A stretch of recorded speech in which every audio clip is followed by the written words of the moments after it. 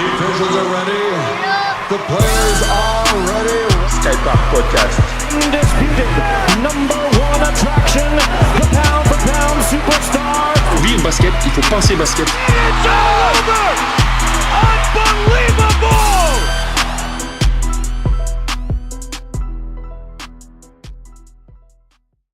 Alors là, je vais juste appeler la petite star montante actuelle. Il vient de Senon. C'est un humoriste, c'est Nordine Gonzo. Et Nordine, je voulais l'avoir dans le podcast parce que je sais que c'est un amateur de basket. Je l'ai vu l'an dernier. Il est venu nous voir lors du Skypark. Il a même fait les présentations d'équipe. Et là, il vient de faire son premier spectacle à Senon. Et même si c'est un petit peu hors basket, ça me tenait à cœur de vous faire découvrir cet artiste. Donc je vais l'appeler tout de suite. On va parler avec lui un petit peu de son parcours, comment il est arrivé à la comédie. Et puis il va nous dire comment s'est passé son premier spectacle, parce que jouer son premier spectacle devant son public à Senon, ça devait être quelque chose de fort. Allô, Monsieur Gonzo, Monsieur Ablaï, comment ça va? ça va, on est là, frère. Nickel? Tranquille. Hein. Bon, super. Bon, Nordine, merci beaucoup d'avoir accepté l'invitation. Je suis pas seul. Je suis en studio avec Jamel Mana, qui est l'organisateur du All-Star Game. Je sais pas si ça te parle. Ah yes, j'ai vu des photos récemment là. Ah, ok. Eh bien, Nordine, enchanté. Enchanté, Monsieur Jamel. Bon, Nordine, c'est un petit peu hors basket, mais comme j'ai dit en préambule, moi, je voulais absolument t'avoir dans l'émission parce que je trouve que ton ascension est fulgurante. T'es un petit de Senon. Le Skypark prochain, d'ailleurs, il va se faire à Senon. Et ça me faisait plaisir de te faire découvrir à ceux qui vont nous écouter et qui te connaissent pas forcément. Donc, je voulais, Nordine, que tu nous parles un petit peu de toi et dans un premier temps, que tu nous parles du contexte familial dans lequel tu as grandi. Tu as grandi où, toi? T'es né en France, à Bordeaux? Moi, je suis né absolument en France. Je suis né à Senon. Enfin, je suis né à Bordeaux. Après, j'ai grandi à Senon pendant toute mon enfance.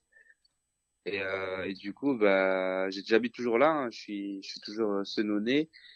Et je dois beaucoup à cette ville parce qu'elle m'a beaucoup apporté en termes de culture et de valeurs parce que c'est un petit quartier où il y a beaucoup de population entre guillemets et plein de cultures qui se mélangent et ça peut que former un jeune quoi. Et toi déjà t'es issu d'une mère marocaine et d'un père congolais, si je dis pas de bêtises. Ouais, absolument. Donc déjà t'as baigné dans ce mélange, dans ce métissage dès le début. C'est ça. Qu'est-ce que ça t'apporte concrètement, ce métissage? Bah, c'est deux cultures totalement différentes. Ma mère, elle est marocaine algérienne. Donc, mon père est congolais. À la base, ils étaient tous les deux musulmans. Mon père s'était converti à l'islam pour ma mère et tout. D'accord. Donc après, ils se sont séparés, mais ils s'entendent toujours très bien. Et je vis chez ma mère, et puis une semaine sur deux, je vais chez mon père. D'accord. Donc, vraiment, c'est cool. Et puis voilà, c'est vrai que le mélange comme ça te permet de prendre un peu à droite à gauche et puis de faire ce que je suis aujourd'hui, quoi. D'accord. Un mec qui est un enfant du monde, comme on peut dire. Et donc, Nordine, il faut que tu nous racontes comment t'en es arrivé à la comédie. Comment, dans les premiers temps, tu t'es dit, ça y est, moi, c'est mon truc, il faut que je me lance là-dedans. Raconte-nous tout ça. Disons que j'ai toujours voulu faire ça, entre guillemets. Avant, j'étais fan de foot. Enfin, je voulais vraiment percer dans le foot. Mais le foot ne voulait pas que je perce en lui. Et, et du coup, j'ai fait quoi? J'ai commencé surtout la force que j'avais, c'était que j'étais gros. Et que, en étant gros, le seul moyen de me mettre en avant, c'était de faire marrant. D'accord. De faire des choses marrantes. Donc, j'essayais de faire le clown un peu pour gérer des meufs, mais surtout pour me mettre en avant. Ouais. Un jour, il y a eu une scène ouverte à Bordeaux qui s'est lancée, entre guillemets, dans le stand-up, un petit bar à Bordeaux, qui s'appelle le Gavé Style. C'est une scène où il y a tous les jeudis un plateau de 8 artistes totalement amateurs. Et en fait, j'ai commencé là-bas et puis j'ai jamais arrêté. Ça fait 3 ans maintenant que je joue presque tous les jours et puis j'en suis arrivé à monter à Paris assez rapidement pour faire des blagues là-bas. Et en fait, donc le truc, c'est que t'étais gros et c'est ça qui t'a donné la force en fait de faire du stand-up. En fait, quand j'étais gros, c'était dans ma période lycée collège. Ouais. Et c'était la période où entre guillemets je me cherchais en tant qu'individu. Et le moyen que je trouvais le plus cool pour moi, c'était de faire des blagues, enfin de faire le clown, d'être marrant. Après, en grandissant, j'ai changé entre guillemets physiquement.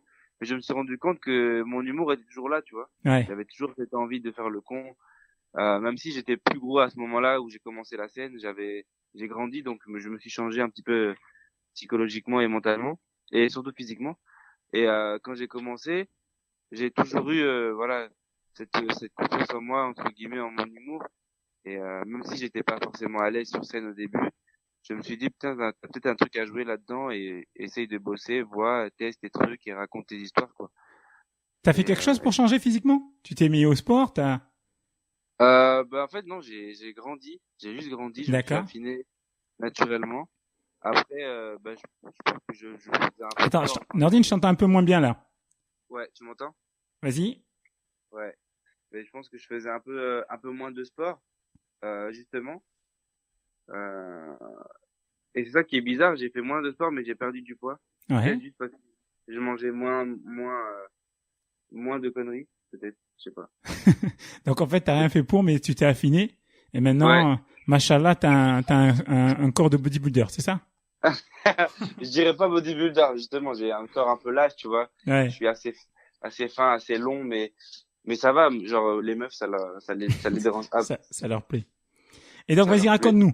Quand tu te lances dans ce gavé, c'est gavé style, ça s'appelle, c'est ça? Ouais, Gavé Style, Gavé style. Donc là, ça te réussit. Tu Ouais. fais rire les gens.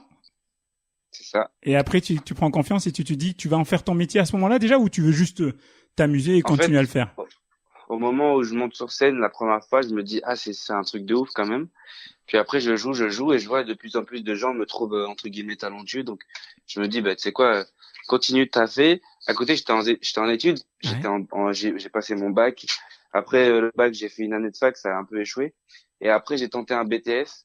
Et c'est vraiment, au bout des 2 ans du BTS que je n'ai pas eu, à la fin du BTS, je me suis dit, tu sais quoi, mec, si t'as pas eu ton BTS, c'est peut-être un signe. Et là, depuis 1 an, je fais que ça réellement.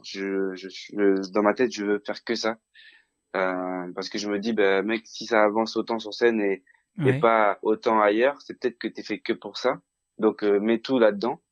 Et c'est ce que je fais depuis maintenant 1 an et globalement, je regrette pas parce que ça avance plutôt bien. Ouais, ça c'est sûr. Mais tu sais, quand tu te lances dans un projet comme celui-ci de devenir comédien ou comique, Ouais. il n'y a pas dû avoir grand monde au départ qui y croyait et qui avait confiance en toi. Qui Bah, t'a soutenu dès le départ? Justement, j'avais un noyau de potes assez solide et très franc Ouais, par rapport à ce que je faisais, tu vois. d'accord. Moi, quand j'ai commencé vraiment à m'intéresser à ce truc humoristique, je faisais des petites vidéos sur Facebook avec une vieille qualité vraiment naze. Mes vidéos étaient vraiment nulles. Quand je les revois, je me dis vraiment, putain, j'ai vraiment fait ça. Mais je l'ai posté vraiment avec aucune question. Tu sais, je me disais, c'est quoi, t'as envie de le faire, fais-le. Et il y avait mes potes qui me soutenaient. Les autres étaient, tu sais, un peu dans la moquerie. Mhm. Beaucoup de gens, tu sais, se disaient, ouais, mais qu'est-ce qu'il fait? Pourquoi il fait des vidéos? Et au fur et à mesure, ils m'ont vu commencer à monter sur scène, faire des trucs de plus en plus concrets. Et c'est là, j'ai vu les gens changer un petit peu et se dire, mais ah, en fait, c'est pas si naze que ça ce qu'il fait. Il a beaucoup de courage.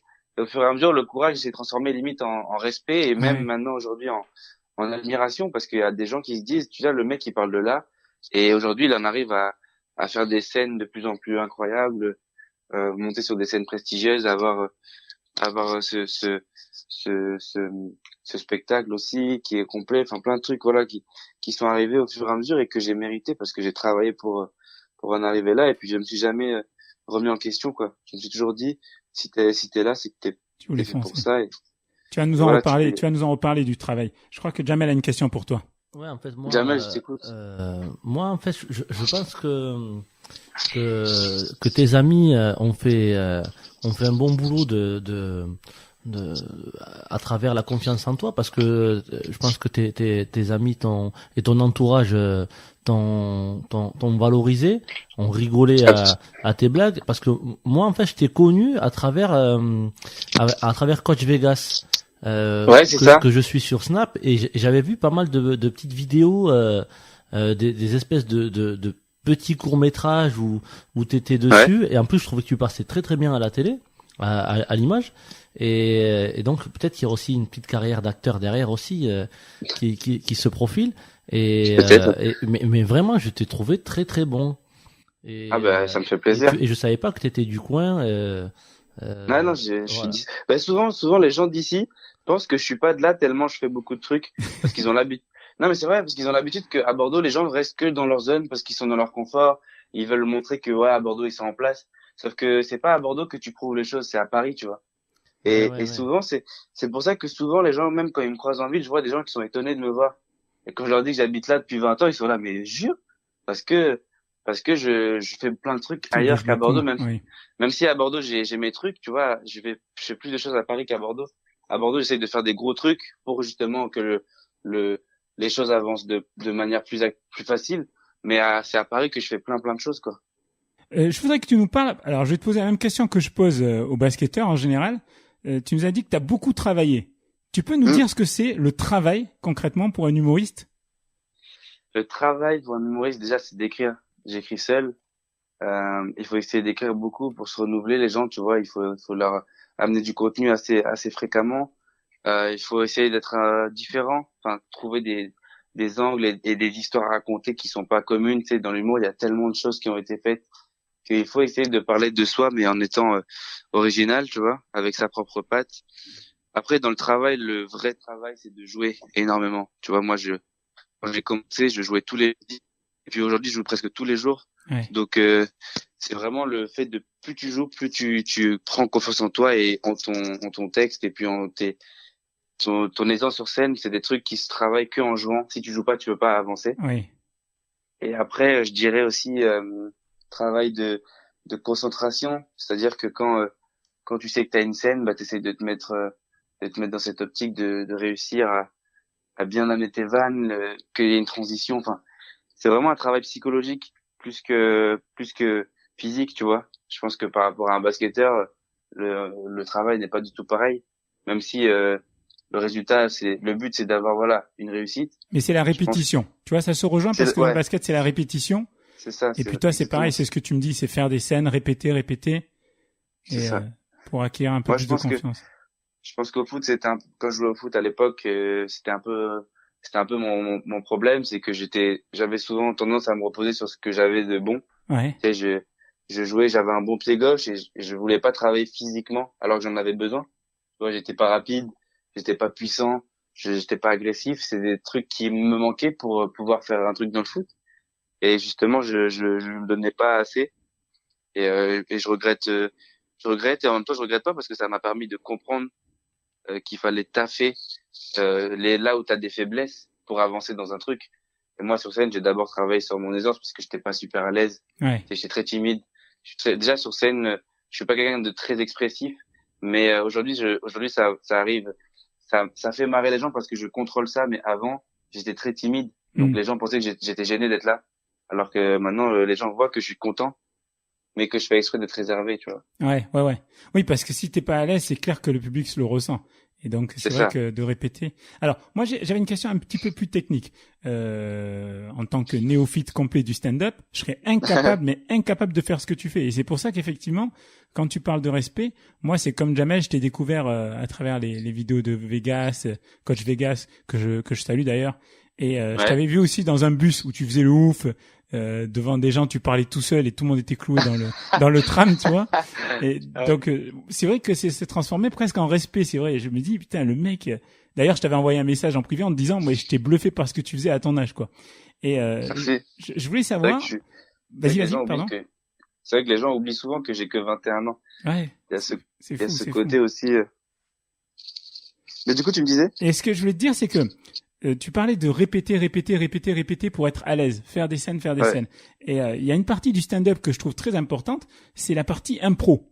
Je dis entre guillemets impro parce que j'imagine qu'en fait c'est presque faire illusion que c'est de l'impro, parce que je pense qu'il y a des choses quand même qui sont écrites, mais c'est faire croire que c'est presque de l'impro. On s'était croisés quand on était allé voir Malik Bentala, tu te souviens? Et c'était au Femina, et Malik Bentala, il y a une grosse partie de son spectacle où c'est de l'impro. Est-ce que toi justement le fait de faire beaucoup de scènes, ça te permet de progresser aussi et d'être un petit peu plus à l'aise sur de l'impro? Totalement. Et puis moi, je suis quelqu'un j'aime bien être avec les gens, tu vois, je suis très à l'aise, du moins, j'aime beaucoup parler aux gens. Donc sur scène, l'impro, c'est vraiment une part que j'essaye de mettre en place tout le temps, quand je peux, en tout cas, que ce soit bien fait, pas juste faire une impro pour dire, ah, je t'ai parlé. Vraiment faire une impro, tu sens qu'il y a le besoin de parler avec la personne, tu vas. Par exemple, samedi à mon spectacle, au début avant de commencer, j'étais obligé de rentrer dans le public, tu vois, parce que ça va me permettre de créer une ambiance. On est ensemble pendant 1 heure, donc je me dois de leur parler et d'être vraiment présent avec eux.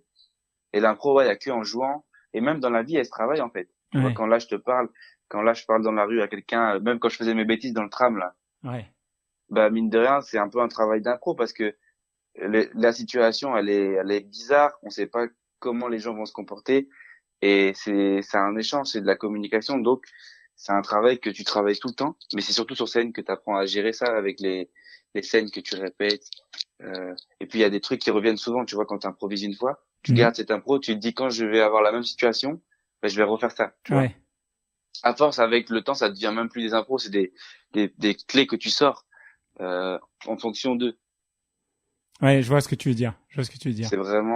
C'est vraiment une question de, voilà, ok, là, comme tu parlais de Malik Bentala, Malik, moi, je le connais depuis longtemps. Tout ce qu'il avait fait quand il est venu, c'était beaucoup de trucs que j'avais déjà vus parce qu'il avait déjà eu cette impro à ce moment-là, tu vois. Ouais. Ça devient limite des trucs préparés, mais dans le vif du sujet, on a l'impression que c'est vraiment sur le coup, quoi. Ouais, je vois. Et ça, le public lambda, il le voit pas. Ouais, et c'est du travail, de la répétition, et c'est pour ça que ça paraît très très naturel au moment où tu le sors, quoi. Exactement. C'est exactement ça. Est-ce que tu as vu le film de Nawel Madani? Ouais, j'ai vu son film et j'ai trouvé ça. C'est tout pour moi. J'ai trouvé ça très très bien réalisé pour une meuf qui n'a jamais vraiment fait de film. Alors juste que j'explique pour ceux qui nous écoutent, Nordine, le film de Nawel Madani, c'est l'histoire d'une jeune fille qui se lance dans le stand-up et à un jeune âge et qui va à Paris et qui enfonce toutes les portes pour y arriver. Et c'est vrai qu'il y a pas mal de similarités avec ton histoire, quoi. C'est pour ça que je t'en parle. Vas-y, dis-moi quel est ton ressenti sur ce film. Je trouve que ouais, le film est très bien réalisé pour quelqu'un qui a jamais vraiment fait de film. Surtout qu'en plus il y a plein de sources qui sont dans le film, en tout cas, il y a plein de comment dire de codes que tu retrouves dans le stand-up, tu vois. On sent que c'est vraiment tiré de sa vraie vie, puisque moi quand j'ai vu le film, je l'ai regardé en tant qu'humoriste et pas en tant que spectateur. Et est-ce que ça t'empêche pas de bien apprécier ça, du coup? Parce que toi, t'as un œil de professionnel presque maintenant. Ouais. Et ça t'empêche peut-être de bien apprécier les choses, non? Moi, je l'ai déjà croisé 3-4 fois dans la vie. Ouais. Et je sens j'ai senti direct que dans le film, c'était sincère ce qu'elle racontait. Et j'ai pas regardé d'un côté pro, justement, j'étais vraiment touché. D'accord. Parce qu'il y a beaucoup de phases que tu sens qu'elle a vécu, tu vois. Même si c'est scénarisé et qu'il y a de la fiction à des moments donnés, tu sens que sur une grosse part du truc, c'est elle qui parle, c'est son cœur qui parle, et c'est pour ça que le film a été un succès, je pense, parce que les gens aiment beaucoup la sincérité, tu vois. Ouais. Sur scène ou au cinéma, les gens aiment beaucoup quand les personnes qui jouent parlent avec le cœur et donnent des trucs sincères et essayent pas de s'inventer une life. Tu vois, c'est vraiment important, je pense. Et puis Nawel, elle a très bien fait. Elle a cette chance aussi d'être une jolie fille, donc ça en donne encore plus envie de regarder le film, tu vois. C'est vrai. C'est une jolie fille. Et en plus, ce film est très bien. Le film est très bien. Moi, honnêtement, Grave. Je suis allé un petit peu à reculons, je te cache pas, parce que je pensais pas que Nawel Madani était capable de faire un film, qui me plaise tant que ça. Et franchement, j'ai été très surpris et je l'ai recommandé. C'est un bon film. Dans le film, justement, Nordine, elle traverse pas mal de galères et de moments très difficiles où elle est à deux doigts de tout arrêter, quoi. Toi, même si t'es encore très très jeune, est-ce que t'as déjà connu ça? Franchement, je me suis déjà remis en question, mais jamais en mode j'arrête, parce que c'est impossible dans ma tête, parce que je me dis il me reste presque que ça entre guillemets pour faire un truc qui m'intéresse dans la vie, et surtout parce que j'ai jamais vraiment été face à des vraies situations qui te donnent envie d'arrêter, tu vois. Ouais. Je pense qu'elle a dû vraiment vivre des trucs de bâtard, genre je sais pas, mais à un moment dans le film, je pense que c'est vrai. Elle est en prison à un moment donné. Non, là, la prison, c'est faux. Ça, je sais que c'est faux. Ah. mais en tout cas, à un moment, quand elle parle de signature de contrat et tout, ouais. Ça, c'était une vraie histoire, parce qu'avec Jamel, elle a eu des histoires, des embrouilles en termes de contrat. Il voulait pas la laisser partir ailleurs, en fait. D'accord. Il avait verrouillé et tout ça. Et c'est des trucs qui peuvent te donner envie, tu vois, d'arrêter, de de dire, même quand elle se fait voler une vanne à un moment donné, tu sais. Oui, je voulais juste en parler, ça, justement. Ça, tu vois, c'est vraiment le genre de truc, ça te dégoûte du milieu, mais moi, je pense pas que j'irai jusqu'à arrêter parce que je me dis, tu sais quoi, s'il m'a volé la vanne, c'est qu'elle était bien, et que si c'est moi qui l'ai écrite, c'est que je peux en écrire d'autres encore plus fortes que celle-là. Ouais, c'est une bonne mentalité, une bonne façon de voir les choses. Donc, Mais est-ce que c'est quelque chose que tu penses qui arrive souvent? Parce que tu vois, elle décrit quand même un milieu où c'est vraiment la compète, hein, mais vraiment, ouais, entre les humoristes. Est-ce que sûr. c'est ça que tu vis toi aussi? Tu sens qu'il y a une compétition, que on est beaucoup et chacun va avoir sa petite place. Mais je pense qu'il y a la place pour tout le monde si chacun arrive avec son délire, sa personnalité, tu vois. Après, c'est quand il y a des gens qui se ressemblent, parce qu'il y a beaucoup de gens qui se ressemblent aussi, tu vois. Quand il y a des gens qui se ressemblent sur scène ou dans leur humour et tout, dans les blagues, bah forcément, il y en a qui vont essayer de voler à droite à gauche, et c'est celui qui va avoir le plus de notoriété qui va sortir du lot dans ces mecs-là. Et après, bah tous ceux qui auront le même délire que lui, bah ils vont rester dans l'ombre, alors que c'est à la base c'était eux qui étaient avant lui, tu vois. Ouais. Mais c'est vrai que c'est un milieu où il y a beaucoup de compètes, beaucoup de gens qui aiment pas. C'est pas qu'ils aiment pas, mais ils sont jaloux de voir un autre mec réussir plus que lui, tu vois. Ouais, je vois. Alors que eux, ils ont déjà une vie cool, tu sais, c'est cool. Dès là, tu fais des blagues. Ton métier, c'est de faire des blagues, c'est incroyable. Donc juste ça, c'est cool. Mais il y en a, ils arrivent pas à se dire ça. Il y en a, ils veulent toujours un peu plus. Et quand ils voient que c'est quelqu'un d'autre qui a plus, bah ça énerve. Et toi, tu l'as déjà ressenti ça? Et j'imagine que quand ils voient un gamin de 20 ans qui arrive et qui est en train d'enfoncer toutes les portes, tu dois le ressentir un peu. Mais moi, je l'ai pas ressenti vis-à-vis des humoristes. Justement, les humoristes, tu vois, ils me voient plus comme le petit frère, tu vois. Ouais. Je suis entouré de plein de gens et puis ils me voient tous comme un petit qui bosse et qui a envie. Moi, je fais des allers-retours Bordeaux-Paris presque tous les jours juste pour jouer 5 minutes. Donc dans leur tête, ils se disent c'est plus une source de motivation de voir ce petit-là se donner et que eux ils sont sur place et ils se donnent peut-être pas assez, tu vois.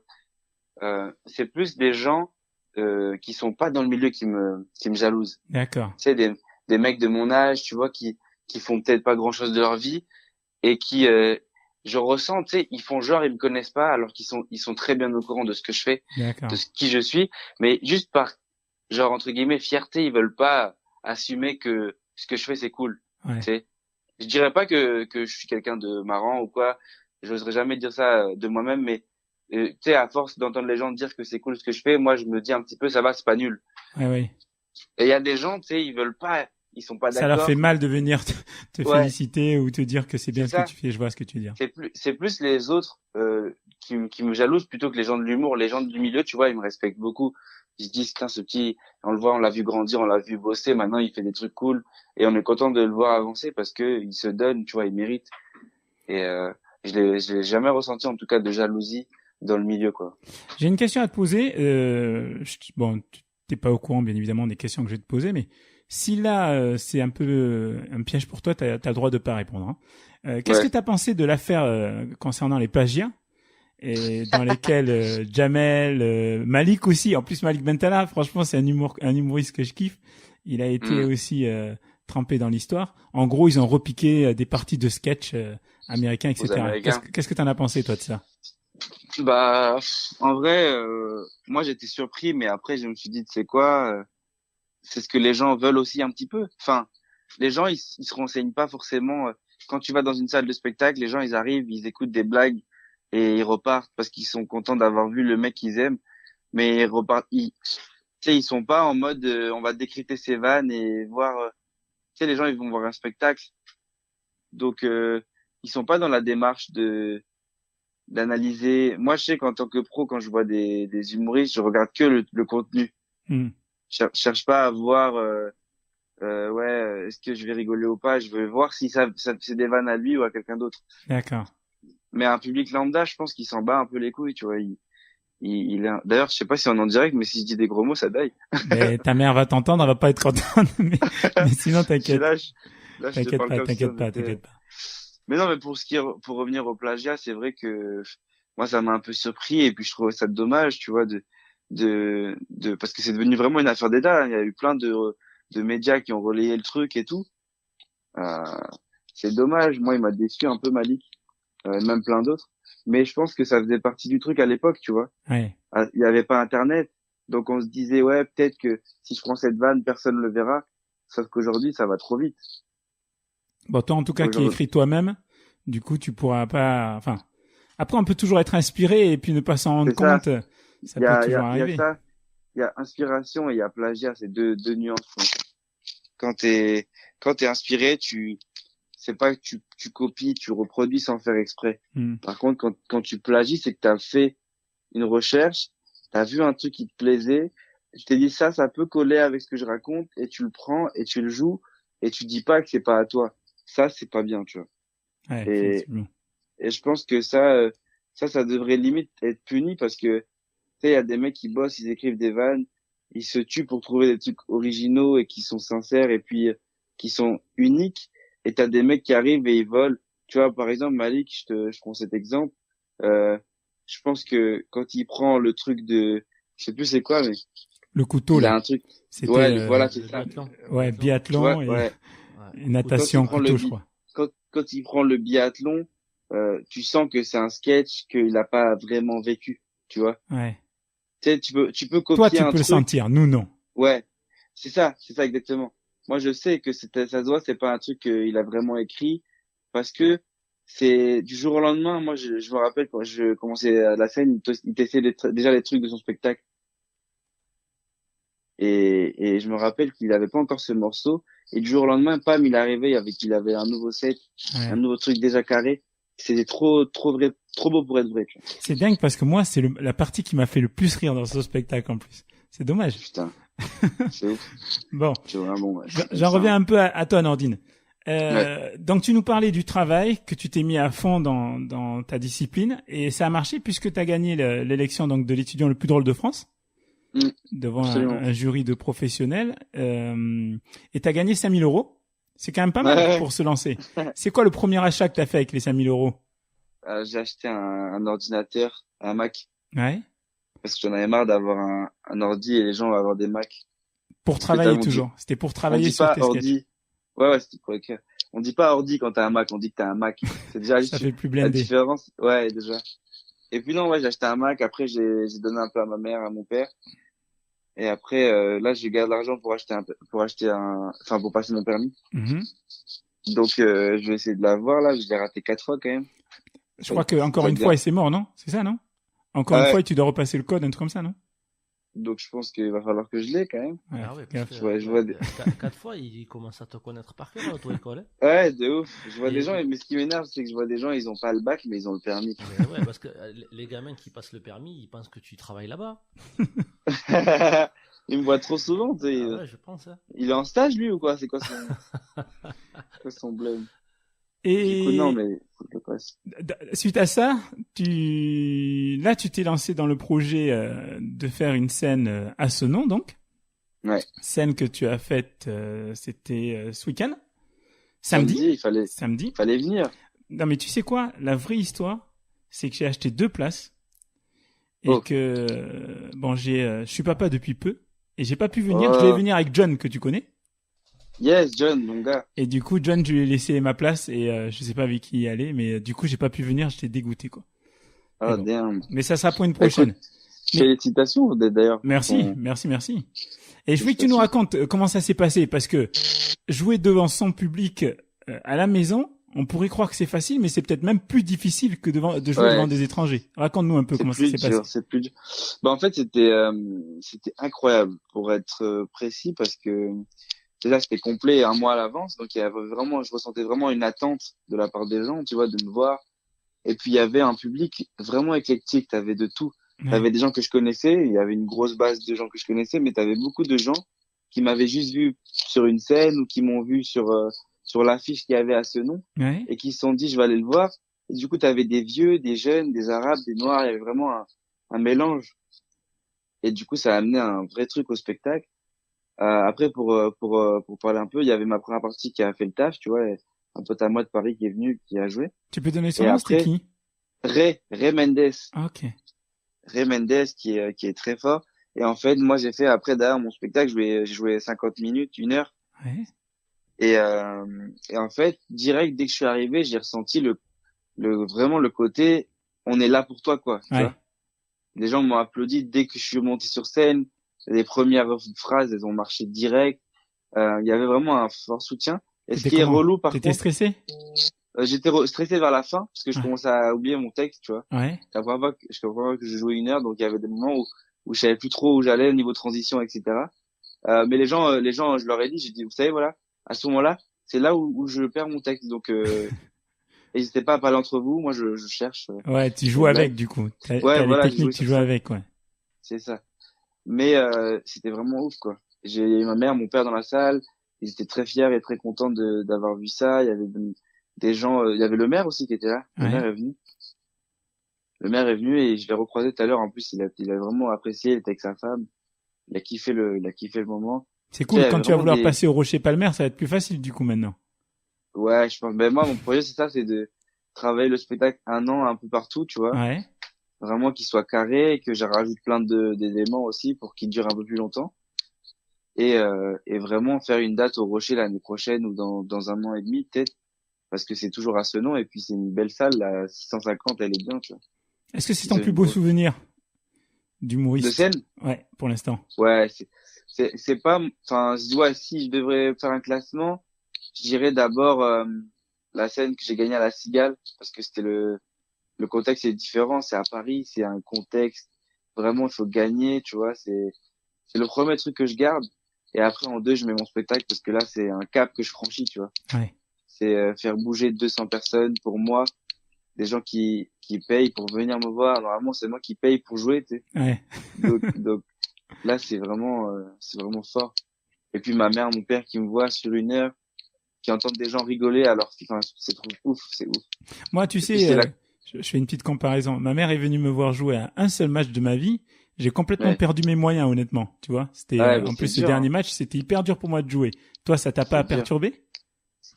Franchement, j'ai en plus des fois je dis des petits trucs un peu vulgaires ou Ouais. un petit peu gênants. Et je calculais pas. Je me disais pas, ma mère et mon père, ils vont pas rigoler. Au contraire, ils rigolaient grave. Ouais. Parce que j'étais débridé sur ça. Je me mettais pas un verrou. Tu vois, je me disais, tu sais quoi, s'ils sont là, c'est que ils aiment mon humour. Et déjà, ils sont obligés d'aimer mon humour parce que c'est mes parents. Euh, Enfin, mais, parce que vraiment, je me posais pas la question de, ouais, est-ce qu'ils vont rigoler ou pas. Je vais laisser les choses se faire et puis ça a très bien marché. ils t'ont dit qu'ils étaient fiers de toi? Ouais, mon père, il me l'a pas dit, mais il T'as a senti? beaucoup apprécié. J'ai un pote qui était à côté de lui, il m'a dit, il me saoulait, il faisait que rigoler. Donc quand tu vois qu'il rigole pendant 1 heure, c'est que vraiment c'était cool, quoi. Le jour où il te dit que t'as réussi ta vie, enfin, le jour où il te dit qu'il est fier de toi, c'est que t'as réussi ta vie, non? Ouais, je pense. Quand il me dit clairement, ouais, je suis fier de toi et tout, c'est plus beau que tout, parce qu'en plus, tu vois, mes parents, ils ont toujours voulu que je fasse des longues études. C'est que ma mère veut que je sois avocat, mon père, il voulait que j'ai de l'argent. Euh, Vraiment, ils ont toujours voulu me mettre dans un cadre scolaire. Moi, j'étais vraiment bon à l'école. Du moins, j'étais le genre de mec, j'avais pas besoin de réviser pour avoir des bonnes notes. Ouais, t'avais des facilités. C'est ça. Et ça, ma mère, elle voulait toujours que je m'en serve, mais moi, j'aimais pas être le leader. Je voulais toujours être fort, mais sans dire que je suis fort. Ouais. Et ça, elle comprenait pas. Et puis, le fait que j'arrive à voir mes projets avancer sans avoir fait de longues études, bah, ça les rend fiers, tu vois. Ouais. Et ils disent, bon, ben, on l'a laissé faire ce qu'il veut, mais il nous rend heureux. C'est clair. Et c'est le principal, tu vois. Est-ce qu'il y a une prochaine scène de prévue à ce nom? À Senon, Ou à non, Bordeaux, pas en pour tout le cas. moment. À Bordeaux, ben là, à Bordeaux, j'ai quoi? Il y a le live tous les mardis au live. Ouais. Au live tous les mardis, je teste mes trucs. Et puis il y a du coup, il y a un humoriste de Paris qui vient à chaque fois. Un humoriste du Jamel Comedy Club qui vient jouer son spectacle. D'accord. Donc c'est tous les mardis. Le live, Et c'est où? après, c'est rue du Parlement à Bordeaux. Ok. D'accord. Donc c'est là-bas tous les mardis soirs. Et après, ben là, j'attends pour refaire une date à Bordeaux. Je veux vraiment construire les choses carrées sur ce que j'ai déjà 1 heure là, voir ce qui a bien marché, ce qui a un peu moins bien marché. Et d'ici l'année prochaine, je pense que je ferai une deuxième date d'1 heure. Et j'ai pas envie de me presser. Je veux vraiment faire les choses bien. Ouais. Et puis aussi donner envie aux gens de me revoir, quoi. Ouais. J'ai laissé la sauce monter avant de refaire une date. Parce que si c'est pas complet, ça sert à rien, tu vois. Bon, tiens-nous au courant. En tout cas, nous, on viendra avec plaisir. Avec plaisir. Ce que je voulais te dire, Nordine, c'est que là, au cours de l'interview, ce qui est marrant, c'est que j'ai noté que tu avais des facilités au foot, mais t'étais pas à fond et du coup, t'as un petit peu lâché. t'avais des facilités dans tes études, et t'étais pas à fond et du coup t'as lâché. Mais pour le coup, t'as pris leçon de ça, et là, dans ton métier de comédien, tu t'investis à fond et tu te reposes pas sur les facilités que t'avais de base quand tu dis que, entre guillemets, t'étais gros, et tu bosses dur, et ça marche, quoi. Et donc, franchement, moi, je te souhaite que le bonheur, que le meilleur, pardon, pour la suite. Et si tu veux avoir le mot de la fin pour saluer peut-être ceux qui vont nous écouter, qui te connaissent ou qui te connaissent moins bien, je te le laisse. Bah, pour ceux qui me connaissent ou qui me connaissent pas, surtout, je vends une Peugeot 304. Non. Il est malade, Non. ce petit. Ah, mais garde-la, tu vas avoir le permis, garde-la. Non, plus sérieusement, bah, si je devais juste dire un truc pour tout le monde, croyez en vous et avancez. Et surtout, n'écoutez pas les gens qui disent ouais, c'est pas bien ce que tu fais, parce que la seule personne qui juge si c'est bien ou pas, c'est toi-même. Donc voilà, et faites des enfants comme Ablaye. C'est une bonne idée. C'est bien de demander aux gens de faire ça parce que c'est un bonheur absolu. Je te souhaite ça aussi, Nordine, mais t'as le temps. Ah, pour l'instant, je suis puceau, frère. Attends, c'est ma dernière question. Quand ta mère t'entend dire ça, parce que je me souviens que j'avais partagé ça sur mon mur, et après je me suis dit, ah mince, ma petite sœur, elle va voir ça, puceau et compagnie. Et bon, tu sais, nous, dans la famille, on a une éducation assez pudique, et du coup, j'avais enlevé. Mais quand ta mère, elle t'entend parler de puceau, etc., et qu'elle est dans la salle, elle dit quoi, ta mère? Ben justement, moi, je m'étais mis en pression, je me suis dit, peut-être, elle va pas trop kiffer. Ouais. Et en fait, j'avais joué sur une scène où il y avait que des rebeux, que des gens voilés et tout. Ouais. Et il y avait, enfin, beaucoup de gens ont kiffé le sketch parce que moi, dans ma démarche, je suis pas en mode vulgaire. Ouais. Je suis en mode vraiment petit mignon qui juste attend la femme de ses rêves. Tu vois ce que je veux dire? Ok. Et ma mère, elle a kiffé parce que elle a vu les gens kiffer en fait. Elle a pas kiffé parce je pense qu'elle a kiffé aussi parce qu'elle entendait des meufs rebeux voilés qui rigolent. Et ça l'a motivé, quoi. Ouais, tout le monde est décomplexé, donc ouais, on voilà. rigole, quoi. Okay, mais vraiment, j'ai jamais eu de pression sur ce sketch. Bon, tant mieux. Et donc voilà, quoi. Bon, je te remercie encore beaucoup, Nordine. Ben merci à toi. J'espère qu'on te reverra bientôt sur scène ou au Sky Park ou au All-Star Game ou je sais pas, mais en tout cas, bonne continuation pour la suite. Avec plaisir, merci mon pote. Ciao, ciao. À plus. Ciao, salut Jamel. Salut, bye, bonne continuation. Merci. Qu'est-ce que t'as pensé de ce petit Jamel? Pas mal. J'ai beaucoup aimé parce que il a un humour fin. Il parle de sujets comme on parle, tu vois, tu parlais d'idées. Je suis encore puceau, mais ça reste. C'est pas vulgaire. C'est pas vulgaire. Il a de l'ambition. Je pense qu'il a beaucoup travaillé. Il a les dents longues. Et franchement, j'espère qu'il va faire quelque chose de sa carrière et qui va faire un bon bout de chemin et qu'on va entendre longtemps parler de lui. En plus, il est bordelais, on est un peu chauvin, donc on lui souhaite le meilleur.